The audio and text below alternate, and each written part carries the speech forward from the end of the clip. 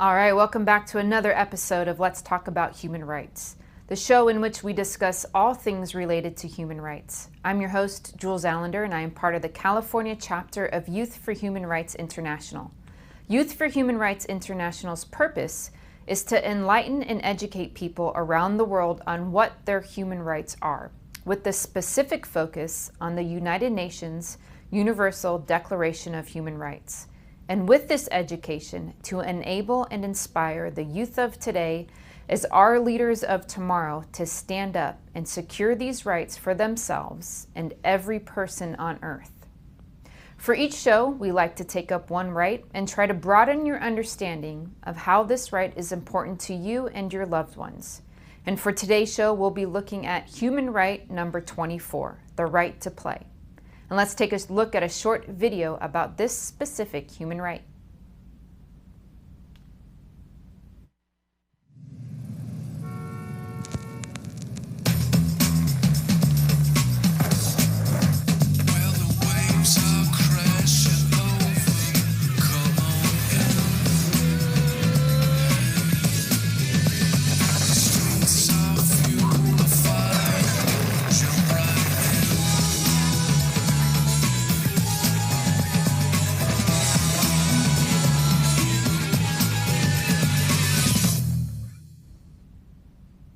Let's examine these ideas a little more closely. In the hustle and bustle of modern life, it's easy to forget the importance of rest and leisure. We are constantly bombarded with messages urging us to be more productive, to hustle harder, and to chase success relentlessly. Yet, amidst this relentlessness pursuit, Article 24 of the United Nations Universal Declaration of Human Rights stands as a beacon of sanity and well-being, reminding us that everyone has the right to rest and leisure, including reasonable limitation of working hours and periodic holidays with pay. This right is not just a luxury, it's a fundamental human necessity. Imagine a world where everyone worked tirelessly without any respite. The consequences would be dire: burnout, declining mental and physical health, strained relationships, and a diminished quality of life. Rest and leisure are essential for recharging our batteries, maintaining our health, and fostering creativity and innovation. For example, consider the average worker in any given profession. Without adequate rest, their productivity would plummet, and mistakes would become more frequent. The healthcare worker, exhausted from endless shifts, might falter in patient care. The teacher, deprived of downtime, might struggle to inspire their students. Even the artists, devoid of leisure, might find their creativity stifled. Furthermore, periodic holidays with pay are vital for ensuring that rest is not just a privilege for the affluent. They allow individuals from all walks of life to enjoy the benefits of relaxation and recreation, contributing to a more equitable society. A family vacation, a personal retreat, or even a simple day off can have profound impacts on our well-being and happiness. In essence, Article 24 acknowledges that humans are not machines. We need time to rest, to dream, to play, and to simply be. By recognizing and respecting this right, we create a society that values well-being over relentless productivity, ensuring that everyone has the opportunity to live a balanced and fulfilling life. So the next time you take a break, remember that it's just not a personal indulgence, it's your human right. High school sports provide a unique platform where student athletes can derive immense pleasure from physical activity while also learning invaluable life skills, directly aligning with Article 24 of the United Nations Universal Declaration of Human Rights. This article emphasizes everyone's right to rest and leisure, including engaging in enjoyable activities that promote well-being. For high school students, participating in sports is not merely about competition. It is about experiencing the joy of movement, the thrill of the game, and the camaraderie of being part of a team. These activities allow students to take a break from academic pressures, fostering a balanced lifestyle that prioritizes both mental and physical health. Furthermore, high school sports are a crucial arena for teaching life skills that extend beyond the playing field. Through sports, student athletes learn discipline, time management, teamwork, and resilience, skills that are essential for success in both personal and professional realms. These experiences reinforce the principles of Article 24, demonstrating leisure activities can be productive and educational. By engaging in sports, students learn to navigate challenges, celebrate achievements, and develop a sense of fair play and sportsmanship. This holistic development, supported by structured sports programs, ensures that students grow into well-rounded individuals who value both hard work and the necessary rest and recreation to maintain a healthy, fulfilling life. Before we get to our special guests for today, let's take a look around the world at some good news that occurred in human rights. Taking them from reactive to proactive, an activist mom helped change child abuse laws in the U.S. Erin Marin is a mother and social worker who also endured abuse as a child. As an adult, her advocacy efforts has resulted in 38 states passing legislation named Erin's Law that aims to prevent child abuse through education of children in schools. Prior to Erin's Law, much of the legislative response was limited to mandatory reporting of child abuse after it had occurred, which did little to prevent or detect abuse. But Erin's Law aimed to prevent abuse before it starts through education, which is a proactive approach, rather than a reactive approach that focuses on abuse that has likely already happened. Thanks to Marin's tireless efforts to visit, interact with, and speak to lawmakers, she was able to present a protective, preventative, and empowering approach to protect children rather than a reactive one.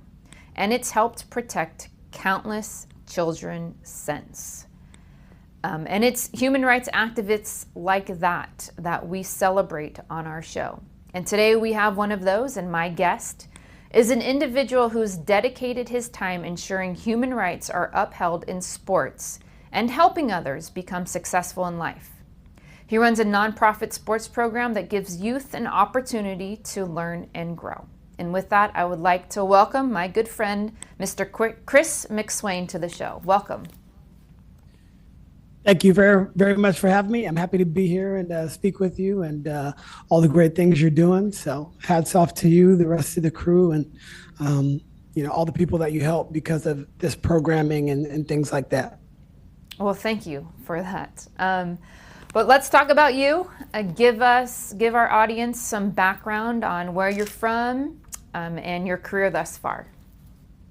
Yeah, well, I'm from the Bay Area, specifically San Jose, California. Grew up here with a single parent mother who took care of me and was kind of the driving light behind all the things that I do now. She always believed in me and motivated me to be a person with high character and somebody that cares about others more than themselves. And so, so that's kind of what drove me to do what I do. She always had me in sports growing up, so that was one of the only things that ignited me as a child. And she would take those sort of things away from me when I wouldn't do well in school or kind of act up around the house or not make my bed. And so, from there, I ended up being a collegiate athlete. From there, I started coaching right after I finished college, and I was in the business world as well, but just wasn't fully fulfilled. I decided to get my master's in education, and then I decided to go into teaching and coaching full time, and then also started a nonprofit called Top Flight Elite back in 2010, where we help kids do what they love to do, and that's play sports. And so we've had basketball academy, football and baseball, and we kind of work with kids and provide them a platform to play, like you mentioned, in Article 24, which is as you showed the benefits in your in your pre-show notes there. Awesome. And yeah, I mean, we share a similar background in the sports world and things of that nature. And I don't think always individuals will take the route or be inspired at an early age to do for others more than for themselves. And so an individual like yourself, speaks largely in terms of what you do for others and what you provide, and your selflessness and your servancy leadership, and ensuring others are taken care of and their happiness and success is protected. So I appreciate all that you do for others in that realm and uplifting society continuously. But tell me, you mentioned it a little bit, but what made you become interested in coaching sports and helping youth? Yeah, I think it was, so being from a single parent household, my mom was like the main mentor. However, there was a lot of coaches that I had in my life that became mentors, and they also helped raise me because I was around them a lot, whether that be football, basketball, baseball, you name it. You just had an opportunity to be around men and women that would mentor you beyond just the court.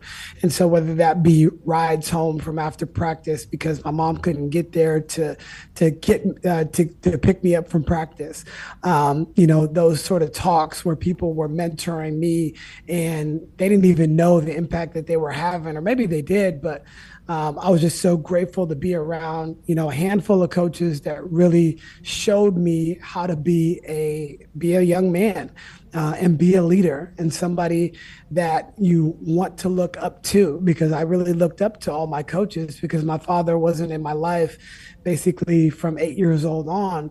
And so I looked up to these men, and they showed me exactly what I needed to do to be better and work hard, but also have fun doing it. And I think anything that you're going to do, you start off because it's enjoyable. And if you can keep that joy, which I have in my whole, adult career, I wasn't fully happy doing the sales job because, I made a lot of money and it was good, but I wasn't fully fulfilled. I didn't get that fulfillment that I got by just playing sports and being around sports. And so that was the big reason for me just kind of shifting everything into a lane where it's going to, be fun and enjoyable every single day. So even when it is work, it doesn't really feel like work because I'm doing something that I love, that I started doing at 6 years old and I continue to do now. And now it's just in a different way. And now I mentor young adults and people trying to make it up to that next level. So all that has just been fun for me. And it's basically passing the baton. The baton was passed from some of my coaches to me, and then I'm passing it on to others, and they're passing it on to the next generation. And that's what's really beautiful about, my life. I just enjoy it so much because it doesn't really feel like I'm working. You do show joy in life all the time. I will definitely attest to that. And a lot is to be said about that. Obviously, when we are passionate about something and we enjoy what we're doing, we're going to do a really good job at it and be competent and ensure that everything is taken care of and things don't fall off the line and those around us are succeeding. And, so I think that's a very valid point that you bring up in terms of work. Your work can be work, and we all need to provide a living for ourselves and our families, but it becomes much more fulfilling and I think the success is greater when you enjoy it, when you're passionate about it. And then another point that you brought up that I've talked about, for the majority of my life, especially when I started coaching, is that youth, in my opinion, can be reached on large degrees through two areas, and that's sports and music. And I know how much sports and music impacted my life when I was growing up. And, I think music does the same for others. And so it's an opportunity in the realm of sports where I think we mold society. We mold the youth who are going to be the leaders of tomorrow, who are going to run the world and represent and make decisions that are going to greatly affect every person, within the country that they live in. And So I think anybody who comes in and can direct their career to the betterment of youth, is, are the heroes of society, because education and things of that nature with youth is what drives society, and not, we both sold insurance and not insurance sales, so, Yeah. I respect that and I appreciate that. And so today we're focusing obviously on human right number 24, right? The right to play. It's an interesting concept, being able to have the right for leisure time and activities that we enjoy. And, I think most people equate playing basketball or high school sports or college sports with playing, which obviously there's enjoyment, but is there also a lot of work involved to be successful? Yeah, definitely. I think there's two parts to answer that. Yes, it is, like when you're talking about a basketball game, it's a game. And what do kids do all day? They play games. My kids are young, and it seems like it's nonstop play, whether that be early in the morning when they wake up or late at night when they want to stay awake. They play different games, and it's over and over and over, and they do it because they really enjoy it. And the same thing goes for basketball. Why does somebody start to play the game? Well, they always talk about the love of the game and doing it for the sake because they really enjoy it. But there's also a hard work component. If you're going to be great at anything, you're going to have to put extra work in. Yeah, I can go out and have fun and shoot baskets, but if I'm not shooting them with intention, it's never going to translate to me getting better in the actual game. So there's two different trains of thought with it when it comes to that. If you just want to go out and play recreationally and have fun and just be around other people that enjoy the game, that's fantastic. But if you're trying to be really elite at something, you're going to have to put in a lot of unseen hours, extra effort, because just doing it casually isn't going to get you where you want to get. And that's the good thing about playing this game of basketball is you can be anything you want. If you want to be a weekend warrior and just play with your buddies, you can do that. But if you also want to have aspirations to play at a real high level in high school, and then you get that opportunity to go to college, and then the rare opportunity that you get to play in the professional ranks, that's going to take a lot more discipline, a lot more hard work, a lot of luck too, to give yourself that opportunity. Genetics also play a point in that. The smaller players generally are going to have to work a little bit harder than players that might be tall. Steph Curry, who's behind me, he has to work a lot harder than LeBron James because of the size and the athleticism and the genetic discrepancy that they have. So yeah, playing the game is a beautiful thing, and I think you can get whatever you want out of the game. And some people get really invested in how to work at their craft. And some of the best players, specifically, take a look at the two behind me. They did everything because they loved the work, and some people love the work. And I heard this recently where it was, my vocation is my vacation. So for people that really want to take basketball really, really serious, sometimes that is like okay for some people. That is actually fun.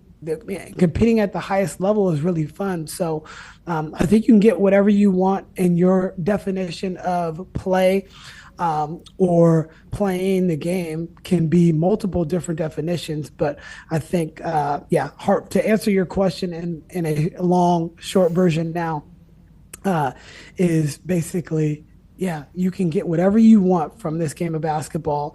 If you want to take it to the highest level of the highest level, then obviously there is going to be some work required, but that doesn't mean that the work is unhappy work. It's work because you enjoy what you're actually doing.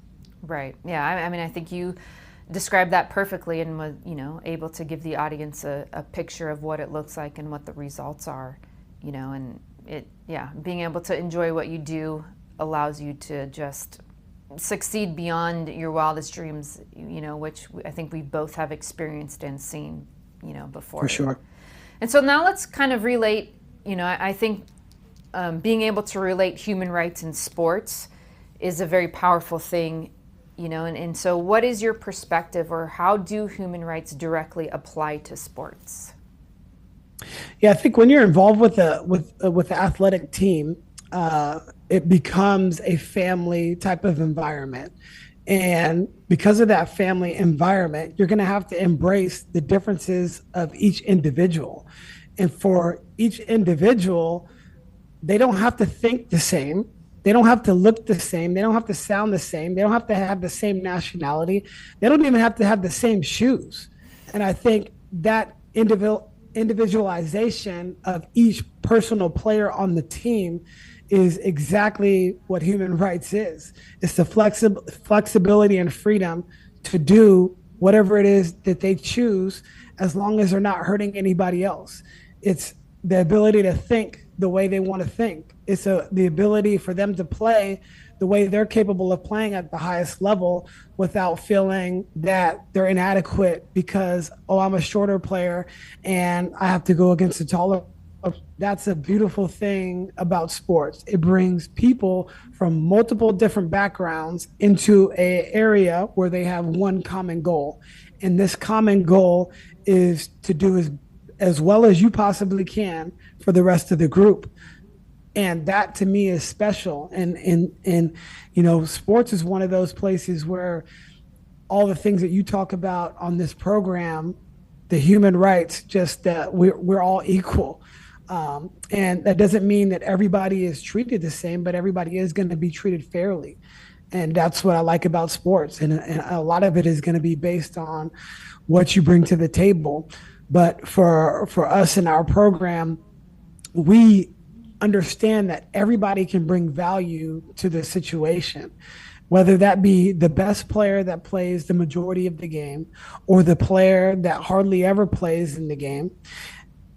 They can all bring value to the entire group, and not one of them is more special than the other. Now, some of them might get more quote unquote accolades from outsiders, but those who know that are in that group, that special bond that you guys have, know how important that the player that may not play is to the entire group, how they may lighten the mood, how they may, just make sure that everybody's calm. And then the last part is just like assistant coaches. The head coach gets all of the credit most of the time for what happens in the game. But those that really know, if you have good assistants, they make you look and they make the team look so much better. Those behind the scenes conversations that those assistants have are just super, super valuable to a whole program. So I think it has everything to do about human rights as far as a basketball team or a sports program. I would say that more than a lot of parts in our world, especially these days. Yeah, I would agree. And there's a couple things that you said as you were talking. I was like, oh yeah, like there's certain points. One being, the team has a common goal, right? If we look at what human rights are trying to produce for society, the common goal from all the human rights is to have, a society that can move forward, right? That can be successful, that is uplifting, that everyone can play their own part in without being discriminated against, right? And I was like, oh yeah, like it's kind of it is that exact same thing. These are driving an overall larger goal, right? And every human right has to be protected, in order for that goal to happen.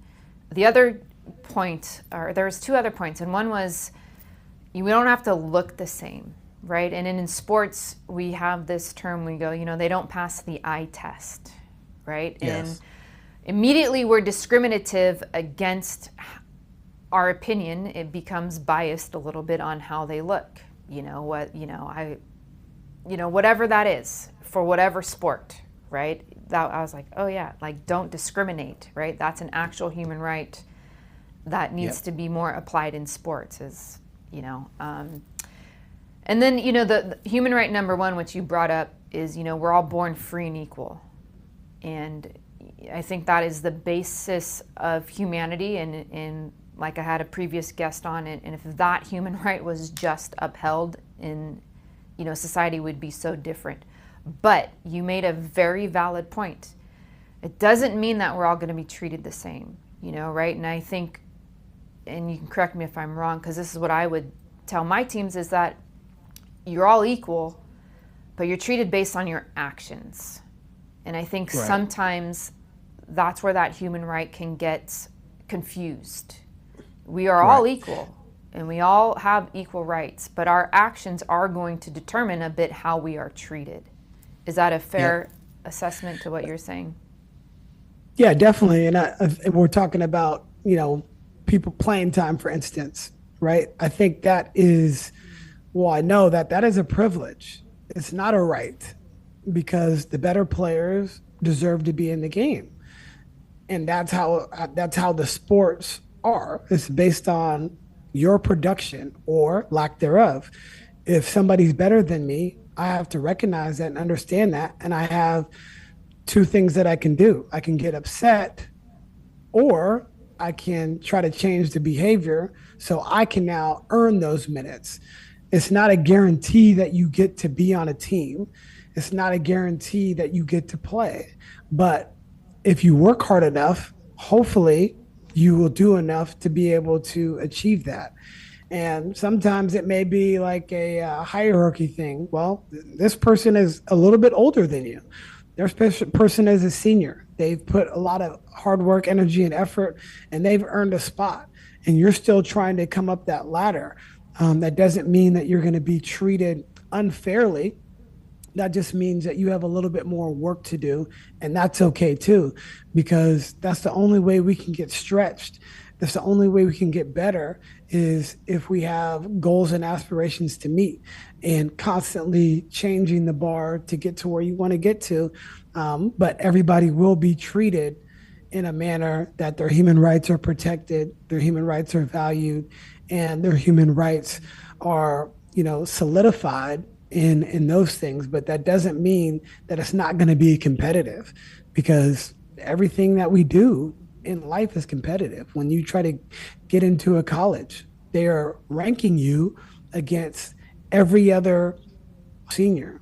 So what in the classroom the previous 4 years, if you got a 4.0 and I had a 2.5, I didn't earn the right to be able to jump you, even though, yes, human right number one, we are all created equal, but that isn't in sports. It isn't in education as far as, that hierarchy. Right. Yeah. I mean, I think you have equal opportunity, and what you do with it is what you do with it, and your playing time is your pay. And in life, you and I know very well, if we don't produce and work, we don't get paid, and that's what gives us food and shelter and takes care of families. And so, yeah, I think it's a perfect, almost perfect, sports can be in it. I think it should be more used to really demonstrate to the youth, look, these are your human rights. This is what it looks like. So when you go out in the world, not only can you protect yours, right, because there's such camaraderie, but I'm going to protect my teammates, and I'm going to protect theirs, because if they don't have their rights, I don't have my rights. And I think that's also where it gets lost in society. Mm-hmm. So speaking on human rights, have you experienced or seen times when players or your own human rights were violated during a game, practice, or event? Yeah, I mean, unfortunately, you see that sort of stuff more often these days. I could even think back to my own playing days where, the language that was being used may not be something that you would say that it is okay. And then, based on your own experience, you start to get into coaching, and then you start to do some of those same things, which I did early on in my career. And now you look back on it and it's like, especially having children and especially for doing it for so long now, it's like, what are we here for? We want them to have a great experience. And yelling and screaming at somebody isn't going to be a great experience. Now, there's times to hold them accountable, but can you do it in a way where you are gracefully giving them instruction to help them change their behavior on the court? And that's where I think a lot of coaches, kind of miss the bar when it comes to that, because this is the way it's always been done. You've heard this before over and over. People say this, oh, this is just how it's been done. But that doesn't mean that just because it's been done that way, that's the right way. So I think as coaches or people in leadership positions, you need to always be thinking, is this the best possible way to go about what we're going about to try to get the best production out? And if you can do that and, you can go home and sleep at night and be like, yeah, this is the best way for us to do that. But you've seen it with referees, fans that feel like they can say whatever they want to these officials during games, or players getting upset with other players, or coaches getting upset at players on the floor. And at the end of the day, what we've been talking about is it's a game. So if it's a game, it's supposed to be fun, regardless if there is going to be a score or not. What you're doing out there on the floor, there's always going to be a winner and a loser, but that doesn't mean you have the right to affect anybody else's civil liberties, whether that be mentally or physically. It's just, there's just no place in the game for it. And we see it quite often. But it also stems from what we see on television too, from actual players or actual coaches or actual fans. I don't know how many times we watch, like just think about the NBA finals, and Kyrie used to play for the Boston Celtics. He's now playing for the Mavericks, but he was treated very, very inappropriately. Some people could say it violated a lot of the human rights or his civil liberties and things like that, where it's like, no, you don't have the right to say that to me. And I think as a culture and a society, we have gotten away from, treating people more respectfully. And, to me, that's a travesty, because Kyrie doesn't deserve that, because he doesn't play for that team anymore, because whatever you may think about his play, I just don't think it's right. But it's a society that we live in. And so it kind of trickles down. It trickles from the pros into college and to high school, and even younger kids, where they're celebrating and doing certain gestures that are inappropriate, that would go against, natural human rights. Yeah, I couldn't agree with you anymore. I think it's kind of like, unfortunately, we are a society that tends to recreate what we see, and we see this within sports, and we even see it in violence and things of that nature. But specific to Kyrie, let me be careful with my words here. Like I think his human rights got violated. I think he was extremely discriminated against, yet he was punished extensively for something he had said right on Twitter, which he then apologized for and wasn't aware of what he was doing, whatever it was. And so we can't have this catch-22 just because, he's an NBA figure and he's making buku dollars. It doesn't give us the right to discriminate, and I agree with you that, unfortunately, sports is like this perfect storm where it's okay to bully and it's almost encouraged, and it's very sad. Right. And you can also, I mean, he also has the right to change his opinion. And for him in that situation, he may have done some more research and found out like, oh, this is a violation of other people's human rights. And for me, I need to make sure that I go and apologize for that. And like you just mentioned, you can't bring it in. I don't even think they were bringing him down because of that situation. Right. I just think they just didn't like him because he's no longer on the team and for whatever reason. But just because he did something that may have been in violation of other people's civil rights or human rights doesn't mean that now they can go do it to him. At least he's now apologized for that situation, and hopefully he really means it, which, you can't tell anybody's heart. But all you can do is, if you make a mistake, just own up to it and understand that, and be gracious enough to understand that, like, look, this person made that mistake. None of us are going to be perfect in this life. And everybody in your life is going to do or say something that is going to offend you at some point. But if you can understand where that person is coming from and genuinely be apologetic about it, I think you definitely need to move on. And it's not really worth, the animosity towards an individual because of a stance they once took. If you asked me 10 years ago about certain things and I went out in public and said something, it could be offensive to somebody 10 years down. But just like we change our clothes every day, we can also change our opinions, and we can also understand if we did something wrong, just hopefully try to own up to it. Yeah, absolutely. Definitely agree with you. And so within, whether it be top flight or other areas that you are coaching and things of that nature, what activities do you do within human rights to uphold that in sports and to ensure that it's being talked about or things of that nature? Yep. I think we have such a diverse background with athletics. And so whether that just be their personal expression, I think, letting the kids pick out what they want to wear, okay? Or if they want team shoes to show unity, or they want to show their individuality and pick green neon shoes.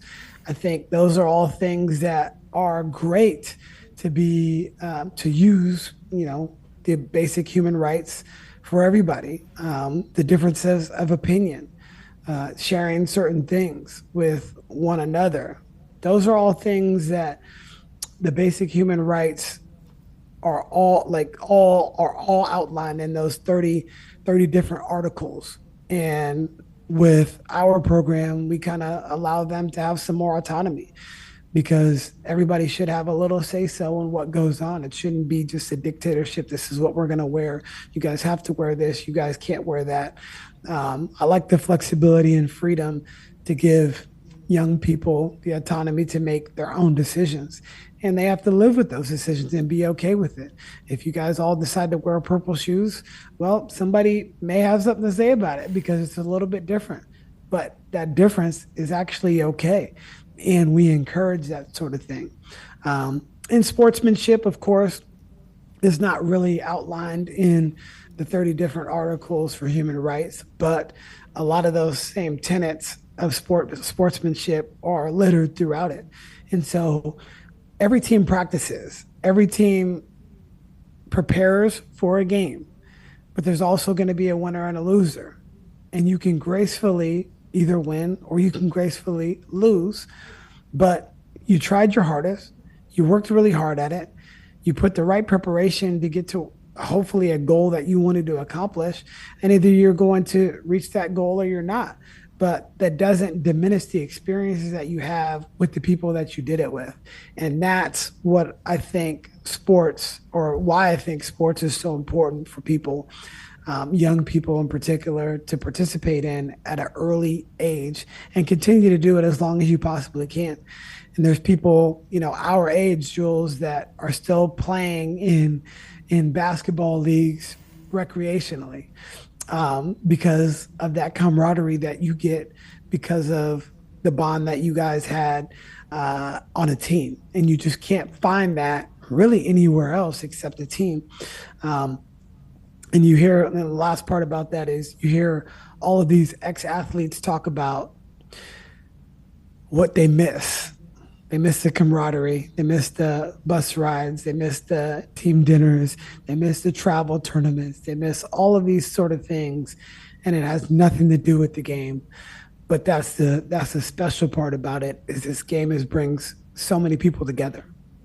Yeah, absolutely. I mean, there's nothing like playing and competing especially within the tenets and the principles that you're speaking about, right? Where there's no discrimination, and we are all treated equal, and we have a freedom of expression and freedom of thought, and we're not treated like robots, but our ideas are respected. And whether we have different religious backgrounds, different cultures. I mean, I grew up in the Bay Area. It's the heart of, as with you, right? It's so cultured that it wasn't even, not being around culture was never even a thought of mine until I moved to another part of the country, and I just was like, oh, well, okay, Yep. And so, yeah, I mean, I think what these human rights will do when we take them out of sports and apply them to society fully is you will get that camaraderie more. You will get that community. You will get others standing up for you, right?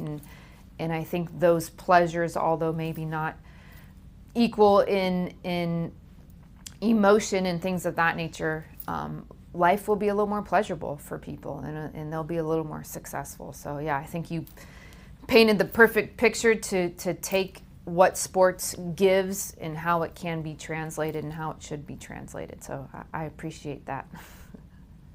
Definitely. Thank you. Yeah. So what is next for you? Anything you're currently working on that you want to talk about as we kind of get to these final questions? I just think it's the building of the next generation, whether that be the next generation of coaches, just passing down that torch, because I had a lot of great mentors in my life that really took time out to show me the ropes. And because of that, I've been lucky to be in great situations. And I feel it's my duty now to just really to pass the torch, show them different things, whether that be, how do you manage your money? Like I text a couple of my staff members that are in their 20s, said, like, here's how the stock market works, things like that. So as far as that, I just want to help other people that love the game of basketball. I want to give them opportunities to continue to do that. And then, personally, just continue to grow. I want to continue to grow Top Flight in different avenues, whether that be continuing our tournament series or other locations, maybe Utah coming up or something like that. So just finding different avenues to continue to grow our brand, and just give kids a platform to do what they enjoy and play and have fun doing it. And I've always said this is, our program should be based on two things. One, our report card at the end of each season from each of the coaches should be two things. One, did the kids have fun? And if the kids had fun, the parents are going to be pleased. Secondarily, did they learn about basketball? And if you can do those two things, I think, that is a success. Obviously, there's more details, but at the end of the day, the kids had fun and they got better at basketball. So that was what we wanted to do. And of course, hard work and dedication and all that stuff. But beyond all that, did you have fun? Did you get better? And so that's what I want to continue to do. Have fun, get better. And yeah, so nothing like major, but for our organization, just keep on doing those things, but escalating it to the next level. I love it. Sounds like definitely moving in the right direction on all aspects of life, and continuing the mentorship and the education, which is always great. And so we ask every guest this last question as we come to the close of the interview, and that is, what is your favorite human right and why? Yeah, I would say number 24, but we already talked about that one. But I'm going to say something similar to your previous guest. Number one, we're all equal. I'm not above you. You're not above me. We're all people. And at the end of the day, if we understood that more as a society, I think we'd be more close knit and close together. We wouldn't be so divided. And I think, when you're on a team, that really comes out, because they talk about that acronym, together, everyone achieves more, team. And I even made one, it's called trust. And true reliability and understanding strengthens teams. That's something that I came up with. And I really live by that, or try to have everything um, in our programs live by that. But true reliability and understanding strengthens teams. That is something that I think if we as a society really broke that down, we would be so much more together, so much more bonded.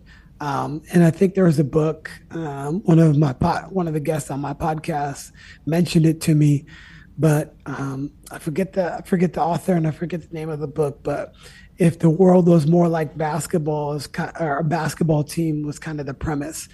And I haven't read it, but that's something that I want to read pretty soon, because I think it's right. And just not knowing anything about the book, but just knowing about what a team dynamic does for groups. And it doesn't mean that you're not going to have disagreements, or not see eye to eye on certain things. That's just always going to, when you have two individuals with their own minds and their own unique traits and their own thoughts and feelings on certain things. So I think if it was more like a basketball team, we would be all better suited. But yeah, number one would be the tenet that I would say. I love it. I love more like a basketball team, because I would agree.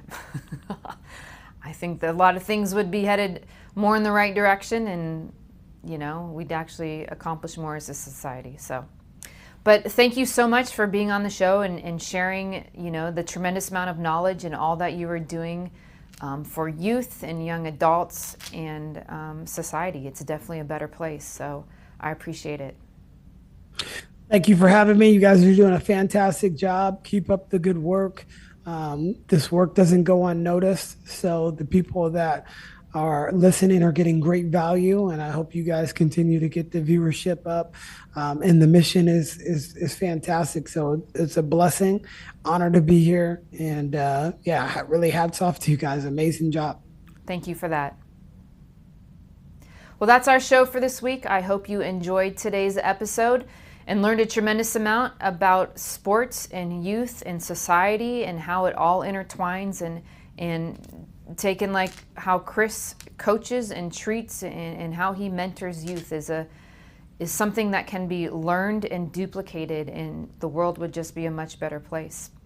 As always, you can check us out on our social media. We are on Facebook at Youth for Human Rights California. We are on Instagram and Twitter at YHRCAL. And we are on YouTube at Let's Talk About Human Rights. Until next time, thank you. I will see you then.